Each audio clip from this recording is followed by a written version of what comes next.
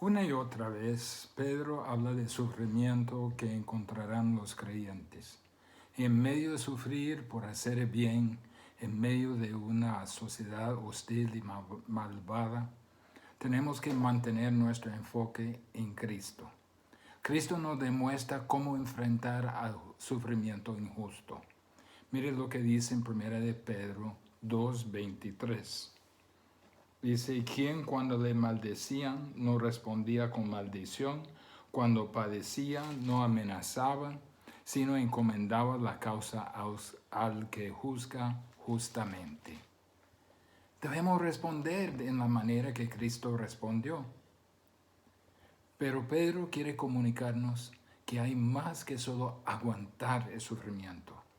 No solo debemos responder al sufrimiento como hizo Cristo, pero como Cristo triunfó en su sufrimiento, nosotros también podemos triunfar. El propósito de Pedro en versículos 18 a 22 es que no se desanimen. Hay una gran victoria espiritual en el sufrimiento. Mire lo que dice en versículo 17 de capítulo 3 de Primera de Pedro. Porque mejor es que padezcáis haciendo el bien, si la voluntad de Dios así lo quiere, que haciendo el mal. Puedes sufrir por hacer lo correcto o puedes sufrir por hacerlo mal. Puedes escoger cualquier tipo de sufrimiento prefiere. Puedes escoger sufrir por hacer lo que es malo, y si sufre por hacer el mal, tal vez no sufrirá a mano de hombres, pero sufrirá a manos de Dios, porque Dios le castigará. Por el otro lado, si escoge sufrir por hacer el bien, sufrirá a manos de los hombres, pero Dios le protegerá. En la sociedad donde vive, habrá mucha presión de conformar a los que están en la sociedad. Pero haga su elección. Esa es la simple elección que hace. Pedro quiere que entendamos que Cristo murió por pecados y murió injustamente. Él murió por los injustos. No merecía morir, pero aún en el trato injusto triunfó a través de la resurrección y está a la diestra de Dios. Cristo, aún sufriendo injustamente, triunfó en aquel sufrimiento. A ver, a 1 de Pedro 3, 18 a 22, quisiera que conozcamos 4 áreas en que Cristo, nuestro ejemplo, triunfó. Primero, Cristo triunfó porque llevó nuestros pecados.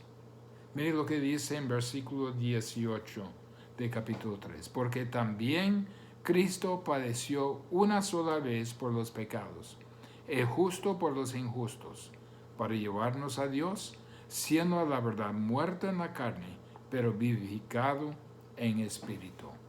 Cristo fue injustamente ejecutado, pero a pesar de que sufrió injustamente, triunfó en que nos ha llevado a Dios a través de su sufrimiento. Aunque el sufrimiento de creyente no es como sustituto, ni puede redimir a otros, ese sufrimiento podría ser la herramienta por la cual podría llevar a alguien a Dios, a ver cómo maneja su sufrimiento.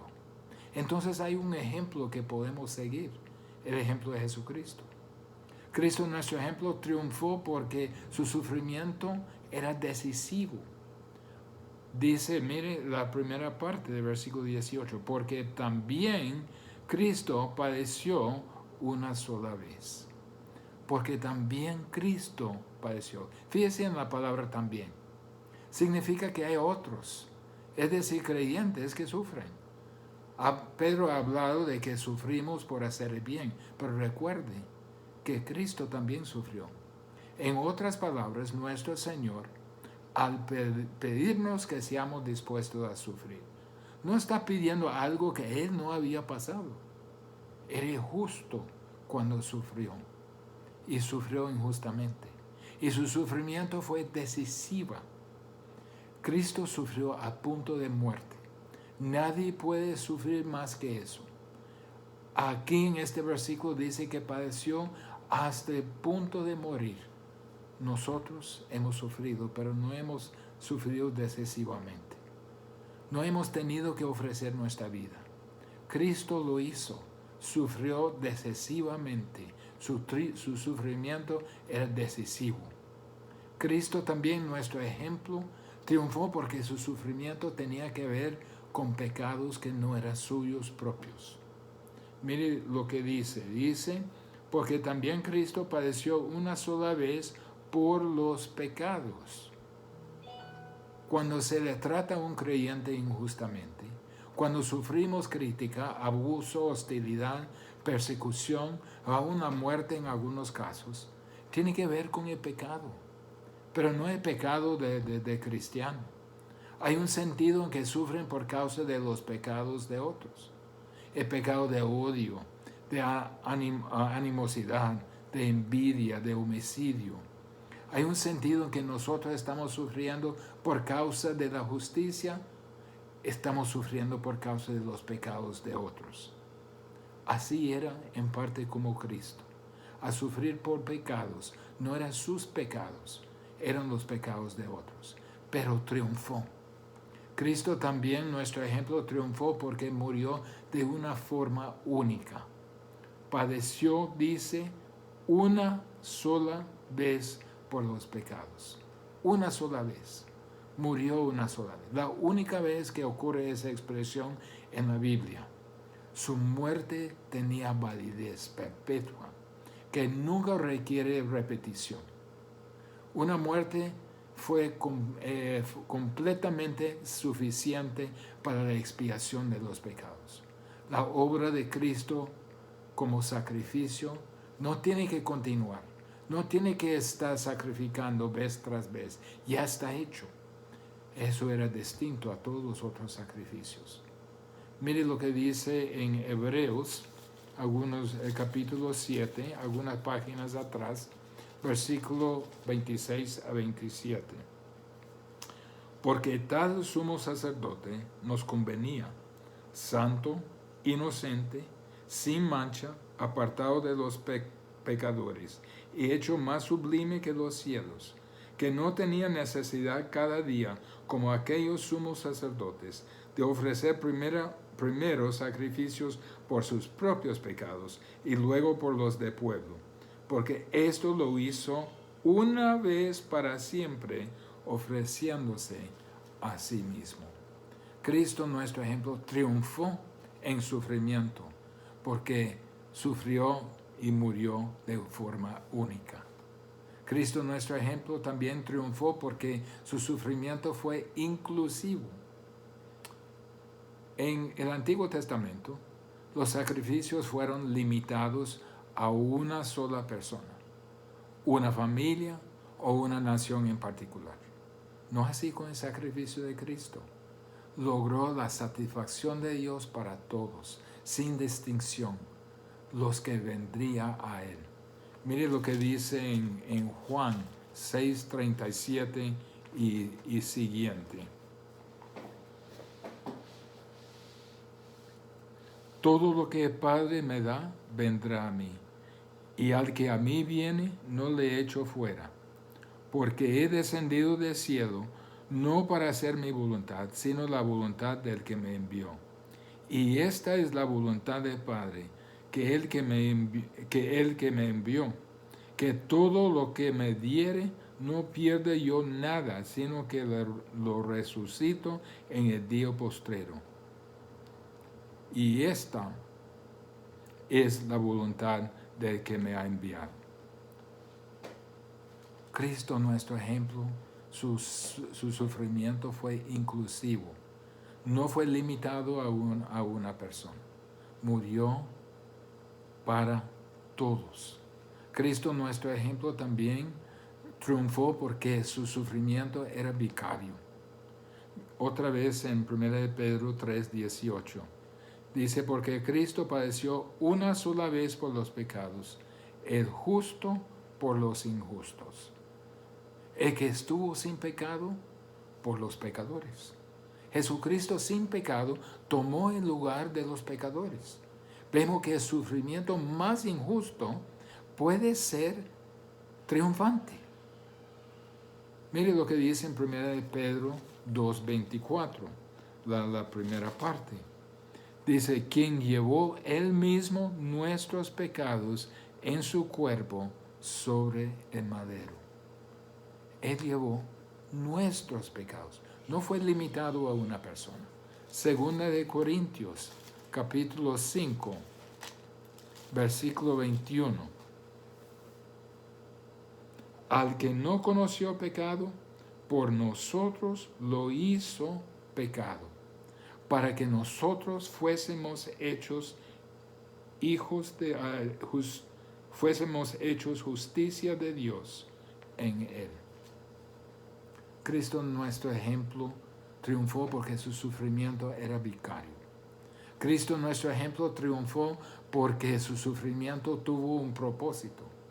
Mire la frase. Dice, porque también, versículo 18 de capítulo 3. Hay mucho en este versículo. Porque también Cristo padeció una sola vez por los pecados, el justo por los injustos. Aquí está el propósito. Para llevarnos a Dios. Abrió el acceso a Dios. Y Dios lo demostró simbólicamente a romper el velo del templo desde arriba hacia abajo, abriendo el lugar santísimo a todos. No más separación, no más sacerdocio, porque todos somos los creyentes, somos sacerdotes de Dios. Tenemos acceso inmediato porque satisfizo Cristo la paga justa de pecado y así abrió el camino a Dios. Su propósito es la reconciliación a Dios para los hombres. Fíjese en la expresión, para llevarnos a Dios. Jesucristo lleva a todo lo que ha escogido, todos los escogidos a la unión y comunión con Dios. Él es el presentador, el enlace a Dios, el único enlace a Dios, el único que da acceso a Dios. Los reyes en aquel tiempo fue un oficial, que era el oficial de acceso al rey. Cristo es el único acceso a Dios Padre. Se acuerda de Juan 14, versículo 6. Jesús le dijo, yo soy el camino, abrió el camino, la verdad y la vida. Mire lo que dice, nadie viene al Padre sino por mí. ¿Cómo puede venir a Cristo para qué? ¿Cómo puede uno venir a Cristo para que Él le presente a Dios? Tiene que venir con un profundo reconocimiento de su pecado, con un profundo deseo de encontrar perdón, anhelando una relación personal con Dios. El Evangelio es que usted es pecador y que yo soy pecador. Si volvemos de nuestro pecado y venimos con un corazón que desea ser reconciliado a Dios, Cristo nos presentará a nosotros a Dios. Ese es su triunfo. ¿Qué quiere decir Pedro en todo esto? Lo que Pedro nos dice es que al sufrir debemos sufrir de forma triunfante porque Cristo lo hizo. Hemos visto como 7 maneras que Cristo triunfó. Triunfó. Aunque sufrimos injustamente, puede haber un aspecto triunfante en aquel sufrimiento, porque si lo pasamos con la actitud correcta, el espíritu correcto, la experiencia podría resultar en la salvación de otros. Mientras sufrimos, tal vez podríamos sentir que los demonios del infierno nos están ganando la victoria. Pero la verdad es, si sufrimos por causa de justicia y nos encomendamos al que juzga justamente, es decir, al fiel Creador, no solo triunfaremos sobre los pecadores, sino también triunfaremos sobre los espíritus. Cristo triunfó porque Él llevó nuestros pecados. Pero en segundo lugar, Cristo, nuestro ejemplo, triunfó porque pudo hacer una proclamación triunfante. La última parte de versículo 18 y versículo 19. Dice, siendo a la verdad muerto en la carne, pero vivificado en espíritu, en el cual también fue y predicó a los espíritus encarcelados. Para un poco de trasfondo a ese versículo, que parece un poco raro, Pero ¿cuál era el entorno de la cruz? Toda la fuerza de los demonios del infierno y de Satanás vinieron contra Jesús en la cruz.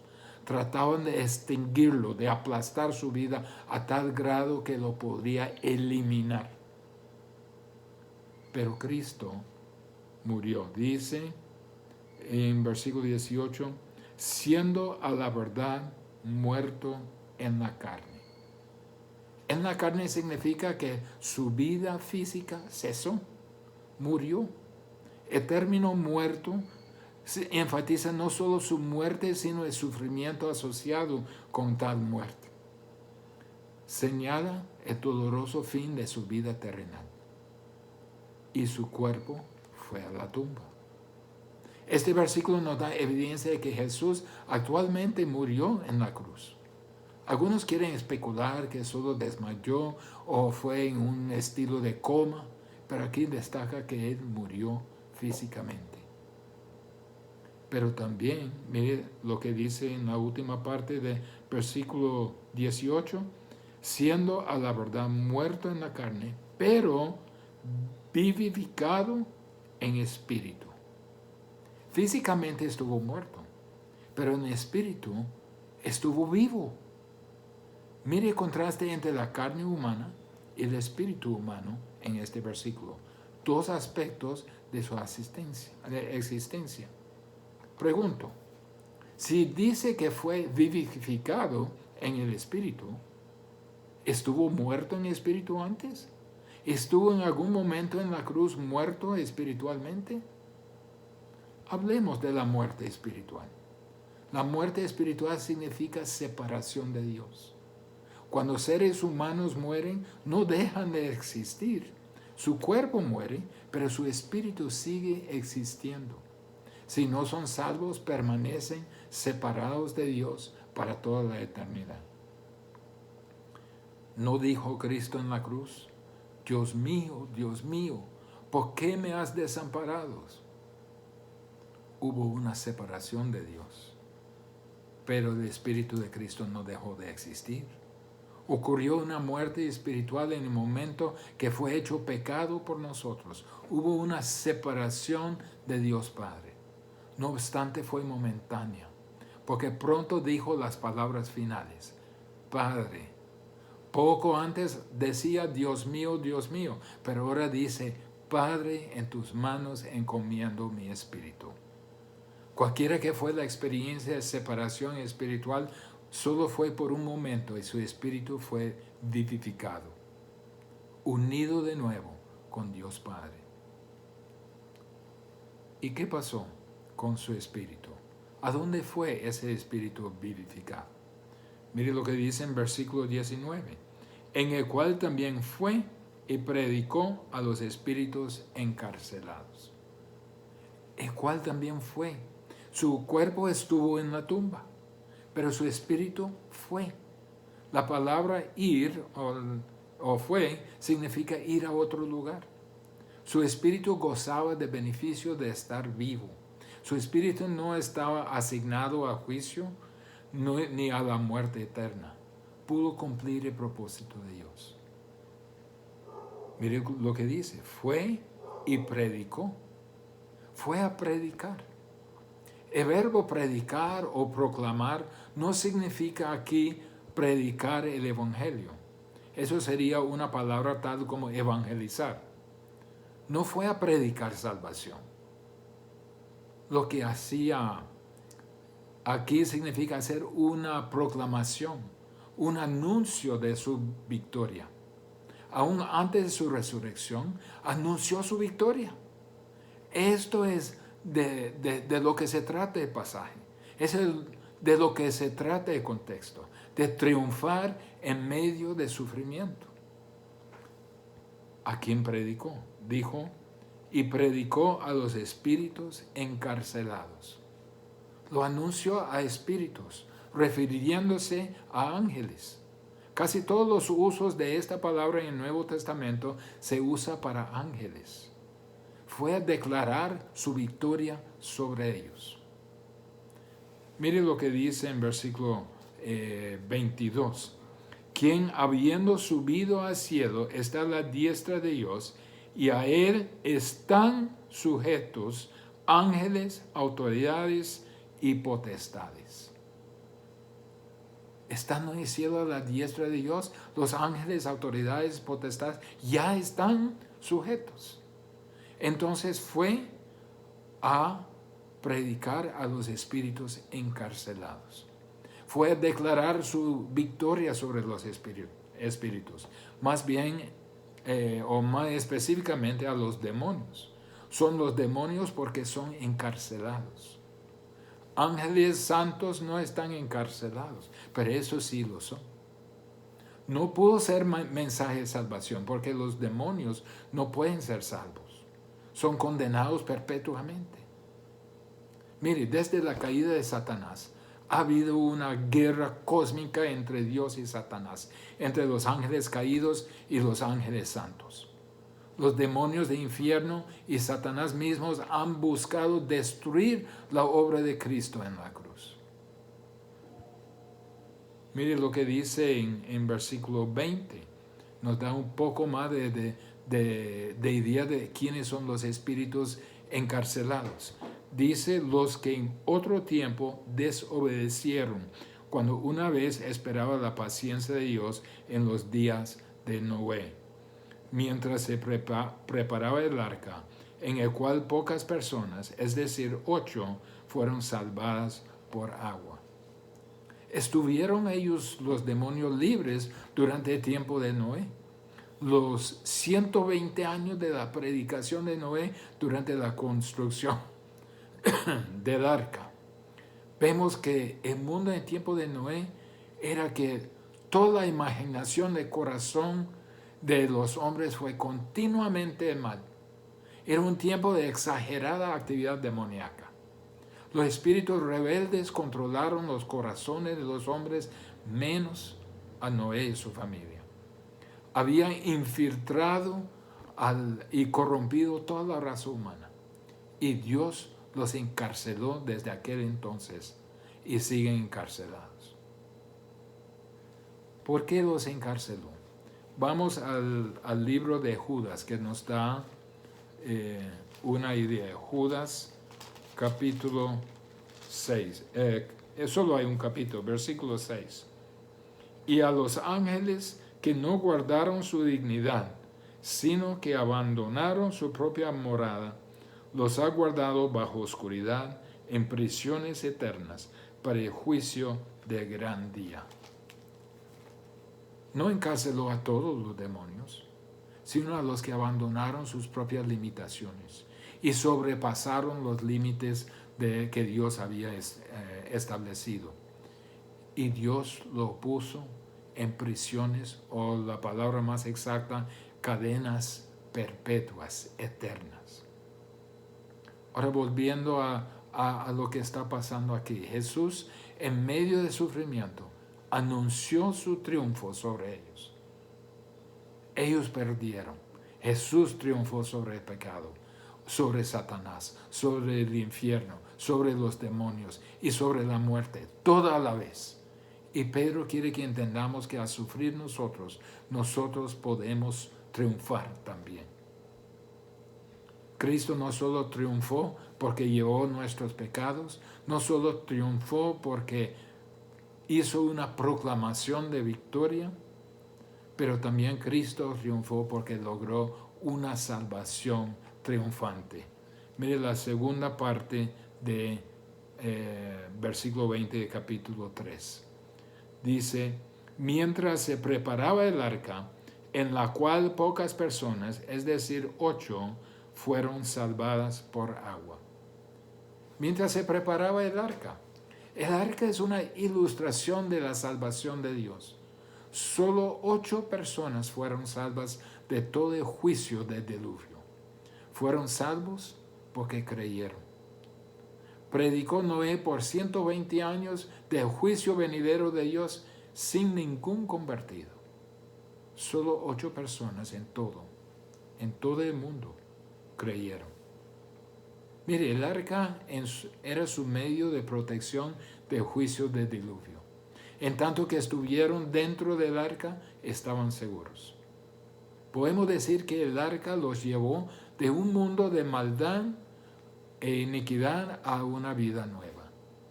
Atravesaron el juicio por estar en el arca. Pasaron por el juicio. No fueron tocados por el juicio. Lo pasaron. La lluvia estuvo arriba de ellos. El diluvio estaba debajo de ellos. Estuvieron en medio de juicio, pero estuvieron seguros en el arca. Hermanos, ese es un cuadro, una ilustración de la salvación. El arca nos da un cuadro de lo que pasa en la salvación. Miren versículo 21. El bautismo que corresponde a esto ahora nos salva, no quitando las inmundicias de la carne, sino como la aspiración de una buena conciencia hacia Dios por la resurrección de Jesucristo. Mire lo que dice. El bautismo que corresponde a esto, que corresponde, significa a toda la experiencia en el arca.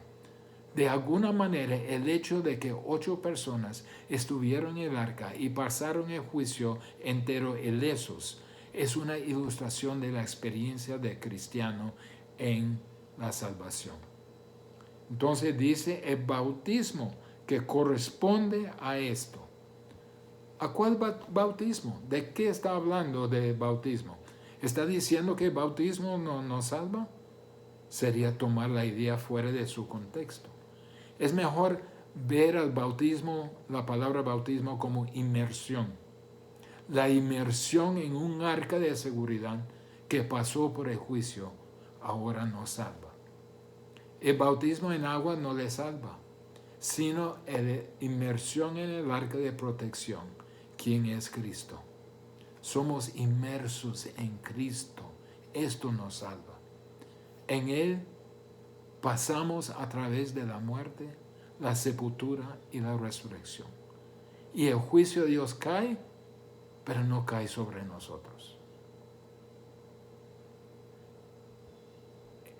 Cae sobre el arca. ¿Quién era el arca? El arca de Jesús. Dice, no quitando las inmundicias de la carne, sino como la aspiración o petición de una buena conciencia hacia Dios por la resurrección de Jesucristo. No habla aquí de bautismo como ritual, sino que una inmersión en la muerte y resurrección de Cristo.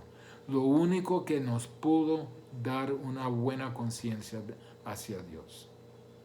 Por fe, viene en unión con Cristo, pasando por el juicio de Dios que cayó sobre Cristo en su muerte y sepultura, y saliendo del otro lado en la gloria de su resurrección. Solo podemos porque hemos sido llevados por el arca de protección, el arca que es Jesús. Vemos el triunfo en la cruz. Una salvación triunfante fue provisto a nosotros. Mientras el infierno le tiraba toda su furia y veneno a Cristo, mientras los hombres malvados de este mundo le quisieron muerto, mientras le echaron todo su odio, mientras todo ello lo clavó a la cruz, Cristo era para todos los redimidos y de toda la historia un arca de protección. Todos los redimidos pasaron por el juicio de Dios sin que ni una gota les tocara. Por nuestra unión en Cristo somos protegidos en Él. Entonces Cristo triunfó porque logró una salvación triunfante. Cristo también triunfó porque pudo hacer una proclamación triunfante. Y también Cristo triunfó porque llevó nuestros pecados. Cristo era triunfador. Y el último que vemos es que Cristo triunfó porque recibió una supremacía triunfante. El último versículo del capítulo 3. Quien habiendo subido al cielo está a la diestra de Dios, y a Él están sujetos ángeles, autoridades y potestades. La supremacía de Cristo se ve en su posición a la diestra de Dios. La diestra de Dios siempre se entiende como un lugar de más alta preeminencia. Es el lugar de fuerza, de autoridad. Cuando Cristo terminó su obra en la cruz, fue exaltado a la diestra de Dios. El lugar de prominencia, lugar de honor, lugar de majestad, autoridad y poder. De la cruz a la tumba. De la tumba a la diestra de Dios. Para ser proclamado Señor. Y toda rodilla se doblará. Escuchemos a Hebreos capítulo 1, versículo 3. El cual, siendo el resplandor de su gloria y la imagen misma de su sustancia, quien sustenta todas las cosas con la palabra de su poder, habiendo efectuado la purificación de nuestros pecados por medio de sí mismo, se sentó a la diestra de la majestad en las alturas. Su supremacía se ve en la posición en que está. Y ahora tiene rango por encima de todo ser en el universo. Dice en 1 Pedro 3, dice que y a él están sujetos ángeles, autoridades y poderes. Fue a través de su sufrimiento y la obediencia del sufrimiento que Dios le exaltó a lo sumo. Fue por medio del sufrimiento injusto que Cristo encontró el camino de triunfo. Fue por medio del sufrimiento injusto que Cristo ganó su grande y gloriosa victoria. Fue por medio del sufrimiento injusto que Cristo triunfó en llevar los pecados. Triunfó sobre espíritus, triunfó en la salvación, triunfó como el supremo a la diestra de Dios. Ahora la diestra de Dios, ¿qué hace? Intercede por nosotros. Rápidamente un versículo que quisiera compartir. Hebreos 7:25. Por el cual también puede salvar perpetuamente a los que por él se acercan a Dios, viviendo siempre para interceder por ellos. Miren el sufrimiento injusto, mírenlo como camino a triunfo. Miren su sufrimiento injusto como el camino a la victoria. Lo fue para Cristo y lo será para usted. Podría ser al sufrir injustamente, puede tener la oportunidad, por motivo de la manera que lleva el sufrimiento, de llevar a alguien a Cristo. ¿Qué oportunidad es sufrimiento? Podría ser al sufrir injustamente, podría ser una fuente de protección y seguridad para alguien más que lo observa como usted maneja la tormenta. Será en estos casos que sufrirá triunfantemente. El Señor le exaltará y le edificará. Entonces no trate de quitar el sufrimiento. Mire a través de ello al triunfo. Señor, queremos ser triunfantes en medio del sufrimiento.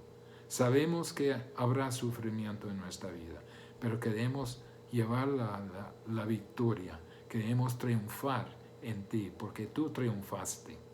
Y nosotros tenemos ese triunfo en ti. Utilícenos, Señor, en nombre de Jesús. Amén.